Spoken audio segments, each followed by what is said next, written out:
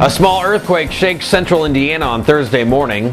A Fort Wayne woman gets jail time for neglecting her children.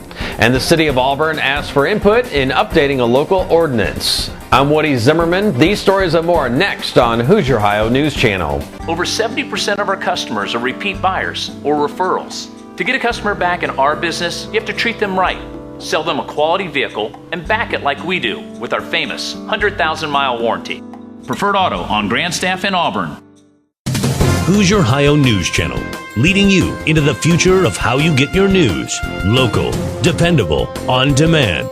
And now, the latest from Hoosier Ohio News Channel.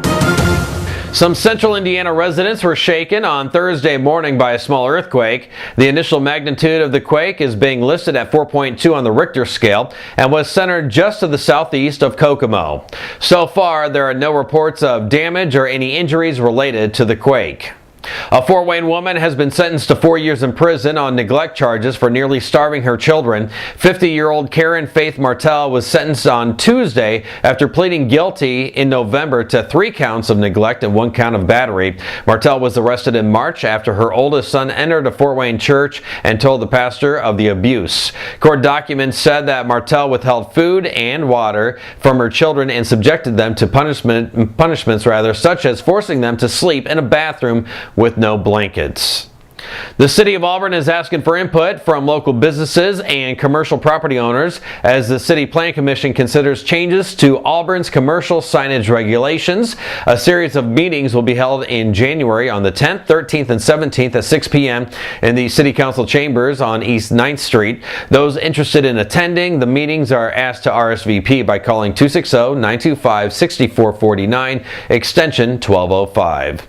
With temperatures above freezing, it might seem a bit like summer in Hamilton. On Friday afternoon, the annual polar bear dip actually will be held on Hamilton Lake at 2 o'clock. Now, although most people think it's a bit crazy, that doesn't stop people from suiting up and jumping into the frigid waters.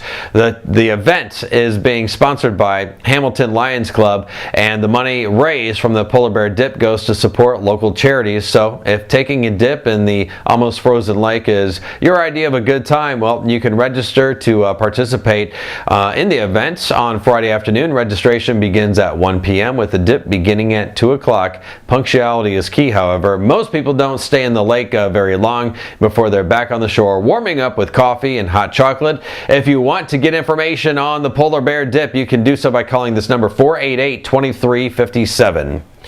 Indiana State Department of Revenue says it will no longer mail out tax booklets to residents, with nearly 2/3 of the state's tax filers now doing so online. The mailings are now being discontinued. A spokesperson says that the forms are all available via the internet, and that people who still wish to have printed copies of their tax forms can get them at the local library or at one of the agency's district offices. The move will reportedly save the state about $200,000 in printing and distribution costs. And that's the news for now. If you see news happening, let us know about it. You can email us at HoosierOhioNews@gmail.com. I'm Woody Zimmerman. Have a terrific day and Happy New Year. But you approved me for a car loan 2 years ago. Times are tough. We've had to tighten up our standards. Do you approve any car loans? Let's see. But here's some great news. I just got my bonus. If you've been turned down for a car loan, you need to see us today. Preferred Auto is the largest independent dealer in the state, so banks and credit unions want to lend us money. If you're tired of hearing no, it's time to start hearing yes. Come see us now at your Preferred Auto on Grandstaff next to Hollywood Video.